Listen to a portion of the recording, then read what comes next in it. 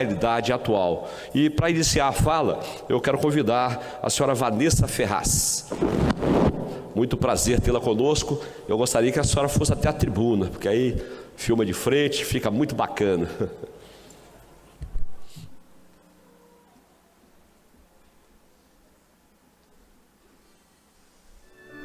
Essa sessão está sendo transmitida ao vivo pela TV Assembleia. Deixa eu ver se eu consigo encaixar aqui. Vamos ver. Tem até 10 minutos, por gentileza. Ok. Boa tarde, senhoras e senhores. Sou mãe de Mateus, um autista, e me chamo Vanessa. Provavelmente alguns de vocês ouviram o meu lamento e o meu clamor, e por que não dizer a minha indignação com o que aconteceu com meu filho Mateus numa escola pública municipal de Vila Velha. Porém, para que fique bem claro, quero afirmar que essa minha indignação não é precipitada e nem oportunista, é uma indignação legítima, sem nenhum outro interesse senão o de ver melhorar e aperfeiçoar o atendimento escolar aos portadores de necessidades especiais. O que eu estou reivindicando é um olhar diferenciado, atento e compaixão para os diferentes dentro da escola. A educação especial é para incluir. A questão que levanto agora, de forma mais efetiva, é fruto de muitas idas e vindas a órgãos e autoridades públicas para que voltem o olhar para as crianças com necessidades especiais, com mais cuidado, mais humanidade, mais compaixão, repito. A motivação dessa questão não é porque nós, Mateus, eu, meu marido, fomos violentados e maltratados, tanto no tratamento interpessoal na escola, quanto no desrespeito a toda uma legislação já existente sobre a inclusão, sobre o autismo e outras necessidades especiais. Não é somente sobre o Mateus, nem essa bandeira é só minha e do meu filho. É sobre todos os portadores de necessidades especiais. É sobre uma educação especial inclusiva, que realmente inclua, ao invés de suspender ou transferir. Até porque mudanças constantes de rotina adoecem ainda mais o autista e aumentam a possibilidade de crises nervosas, de desregulação. Convenhamos, senhoras e senhores, essa bandeira não pode tremular na voracidade do vento, de interesses da politicagem, nem da brisa do descaso. Quero deixar bem claro que reconheço e atesto a validade de movimentos que existem em prol da inclusão dos portadores de necessidades especiais e objetivamente dos autistas e da educação especial. Reconheço também o posicionamento político de tantos que legitimamente lutam há muito por essa causa, educadores, políticos e sociedade em geral. Reconheço as tentativas que têm sido feitas pelo governo federal, pelo Estado e pelos municípios, mas com certeza ainda falta muito para que os nossos filhos sejam realmente incluídos na sociedade e as famílias sejam ouvidas. Mesmo estando todos os dias na escola, não pude conhecer a professora do Mateus, mesmo tentando descobrir, nem mesmo sei o seu nome, e nunca ela veio até mim. Meu contato sempre tem sido com a cuidadora. Falta o aperfeiçoamento da habilitação pedagógica na educação especial, mas principalmente um bom treinamento de habilidades práticas, vivenciais, ambientação adequada para que possa ser elaborada uma proposta pedagógica compartilhada de ações entre os gestores, os professores, os profissionais especializados e pais para a aprendizagem do aluno. Senhores pais, é para isso que nossos filhos com necessidades especiais têm direito ao PEI, para juntos elaborarmos essa proposta pedagógica da escola, pois temos informações a dar. O PEI é o Plano Educacional Individualizado, que é um instrumento norteador da inclusão de alunos com necessidades especiais, utilizado em diversos países e legalmente adotado aqui no Brasil. Quando vocês pais foram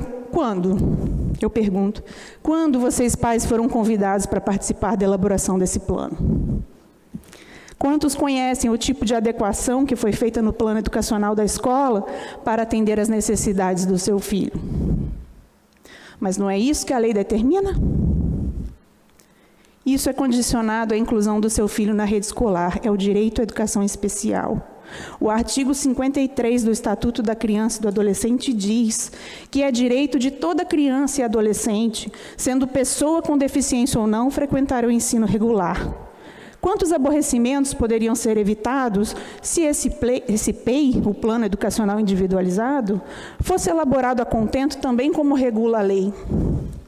Embora a lei não o diga, posso inferir que esse plano educacional individualizado, se for elaborado com o pessoal realmente habilitado e treinado, é um dos componentes, ou o mais importante, dos componentes da educação inclusiva, porque une gestores, professores, profissionais especializados e pais, no mesmo propósito, o da educação especial. Dito isso, passo a relatar alguns incidentes, e o incidente mais atual que me moveu nesses últimos dias a tomar providências mais efetivas. Por favor, ouçam meu relato. Posso afirmar com conhecimento de causa que trago nesse relato não só o meu sofrimento, que tenho um filho especial, autista, e que foi suspenso das aulas por ter tido uma crise após sofrer bullying de coleguinhas na escola, mas o de muitas mães que sofrem injustiças pelo despreparo de alguns profissionais e pelo descumprimento das leis. Por várias vezes, temos que trocar nossos filhos de escola para protegê-los da ineficácia da educação especial oferecida. Os casos vão desde prendê-los em uma sala de aula sozinhos e afastá-los das demais crianças, até ameaças de expulsão gritadas nos seus ouvidos e proibição de participar das aulas de educação física, junto com os demais colegas de classe. A direção da escola onde Mateus estuda enfatiza que não quer que os seus funcionários tenham vínculo com os familiares. Recordo-me que quando ainda ficava a postos na secretaria da escola, no caso do meu filho precisar de mim, percebi que durante as aulas meu filho saía correndo da sala de aula e durante o recreio corria para a sala de aula, permanecendo assim sempre sozinho e afastado da sua turma. Em sala não se sentia parte do grupo e no recreio, quando tentava brincar com seus colegas, não conseguia. Nunca vi nenhum profissional ajudá-lo nessa interação e por isso meu filho sofria, reagindo de forma a correr para o lado oposto ao que a turma se encontrava. Uma situação muito difícil. Difícil de entender por quem não sabe lidar com o autista, mas não impossível de ajuda por quem tem formação para dar esse tipo de suporte e que deveria saber dar. Em um dia desses, enquanto meu filho corria para lá e para cá, estava também na secretaria outra mãe de aluno típico para levá-lo da escola antes do horário do término da aula, pois ele tinha médico marcado e precisava comparecer. No corredor que dava para a saída da escola pela secretaria, tinha uma grade por onde vi o meu filho passar e chamei-o para vir ao encontro desse colega que aguardava para sair com a mãe. Era a hora do recreio e nessa aproximação, o meu filho e essa outra criança interagiram, se sentaram juntos e juntos merendaram um biscoitinho que o amigo oferecera. Acontecimento simples, mas um momento em que eu pude perceber como faltava atendimento adequado para os nossos filhos. Por que essa interação é tão difícil na sala de aula? Professores de alunos especiais são pontes para promover tal interação. Quando se sabe, pequenos gestos podem fazer um grande efeito.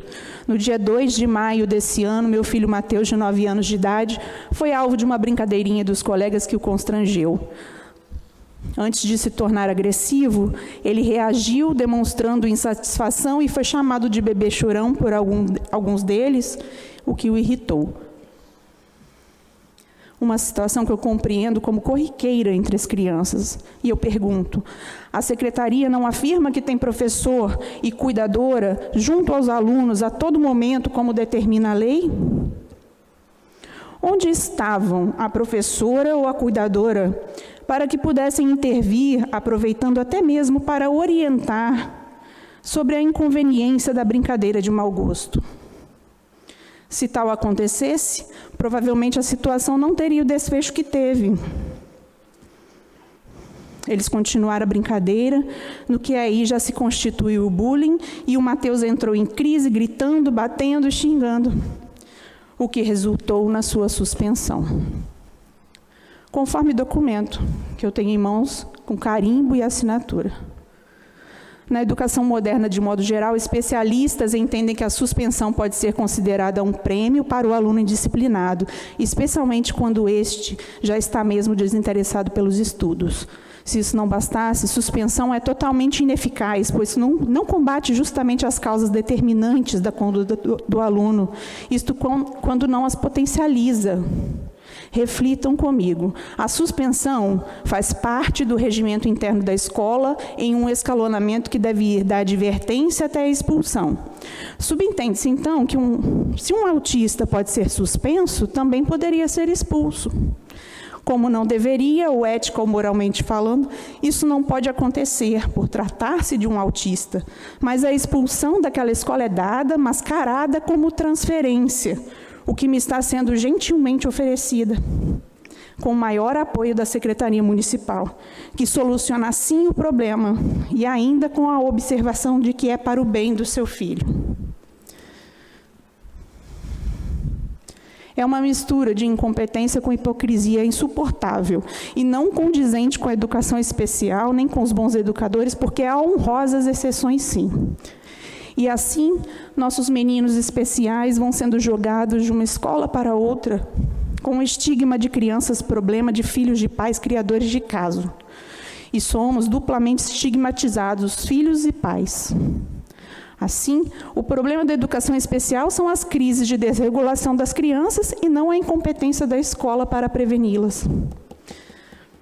É um paradoxo desumano e criminoso. É um raciocínio muito pequeno e desinteressado para um educador. A culpa do problema é da criança e dos pais. Então, afasta-se os dois, porque as escolas são muito boas. Não há erro pedagógico algum. Não há descumprimento da lei e o sistema nem admite que erra. Se não se erra, não se corrige, pois o reconhecimento do erro é o primeiro passo para o acerto. Os pais são mal ouvidos ou não são escutados. Não se investiga, não se apura os fatos, despacha-se para outra escola e nada se resolve. Um autista em estresse é vítima da chamada crise de desregulação, que é o que o meu filho teve no dia em que foi suspenso das aulas. Quero registrar que meu filho faz todas as terapias necessárias, tem atendimento médico e psicológico especializado, não é poupado por nós pais quanto aos limites e às normas elementares de convivência e boa educação, nem é superprotegido, porque entendemos não ser bom para ele, mas ele é um autista. E a título de esclarecimento, nas crises ele grita, chora, xinga. A escola pode e deve procurar prevenir, anulando os gatilhos de tais crises, que no caso do Mateus foi o bullying, que poderia ter sido contido com a intervenção oportuna de uma professora capacitada para isso. A crise de desregulação, chamada de meltdown, significa literalmente um derretimento. E o nome é bem apropriado, porque durante a crise ocorre o colapso de toda ou de quase toda a capacidade de autorregulação e autogerenciamento. Senhoras e senhores, por compaixão, Avaliem o grau de sofrimento dessas crianças. Aprendi que o que se pode fazer quando a crise se instala é manter a calma, respirar fundo. Senhor presidente, o senhor pode me deixar concluir? Só mais uns minutinhos, obrigada. Respirar fundo e garantir a segurança do local e o bem-estar de quem está em crise até que tudo volte ao normal. Mas não. Desculpa, estou um pouquinho nervosa. O que se faz é chamar imediatamente a família, porque a contenção é dificultada e não se deve gritar, prender ou segurar a criança. Mas o professor, realmente habilitado e capacitado, pode contribuir em muito, evitando aglomeração em volta do aluno, com um apoio de persuasão, voz calma e reforço positivo. Entretanto, meu filho foi filmado numa dessas crises por uma professora e o vídeo está viralizando, o que é um crime. Há clara diferença entre a crise de desregulação e uma mera birra. A birra se encerra assim que a criança consegue o que quer. O mesmo não ocorre na crise de desregulação. Senhoras e senhores, querer tentar reverter tudo isso para uma questão simplesmente de politicagem oportunista, como quiseram fazer parecer que fiz, é encobrir o sol com a peneira. Eu não pertenço a nenhum partido político, não pretendo me candidatar, não tenho nenhuma militância política que não seja essa aqui exposta. Sou mãe de um autista e, como cidadã, quero e exijo que ele seja agraciado com o que as leis oferecem a ele. Que as autoridades nos ajudem. Finalizo dizendo que há pouco entreguei um material que servirá de substrato, para o apelo que passo a fazer. Portanto, apelo para que haja uma séria investigação dos fatos e casos graves que inegavelmente têm acontecido nas escolas onde são mal atendidos os alunos com necessidades especiais. Que haja aplicação integral das leis que favoreçam os alunos especiais, principalmente com a elaboração do plano educacional individualizado com a participação da família. Que haja um controle administrativo mais efetivo e a avaliação do trabalho desenvolvido. Que haja um treinamento e reciclagem anual com um enfoque prático e não apenas teórico. E que haja concurso público com aproveitamento dos profissionais mais habilitados e realmente mais capacitados para os cargos de administração escolar. Por fim, que as ouvidorias municipais realmente funcionem e que nos ouçam e apresentem soluções eficazes para os problemas. Eu gostaria de encerrar aqui a minha fala, agradecendo a todos a atenção e entregando à mesa algumas sugestões que preparei para futuros projetos de lei, com muito carinho, tá? Muito obrigada.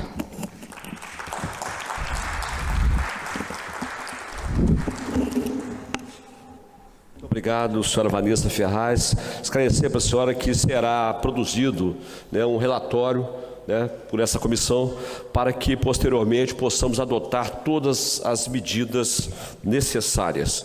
Mas estamos sensíveis, realmente, essa comissão está sensível aos problemas que envolvem as nossas crianças especiais.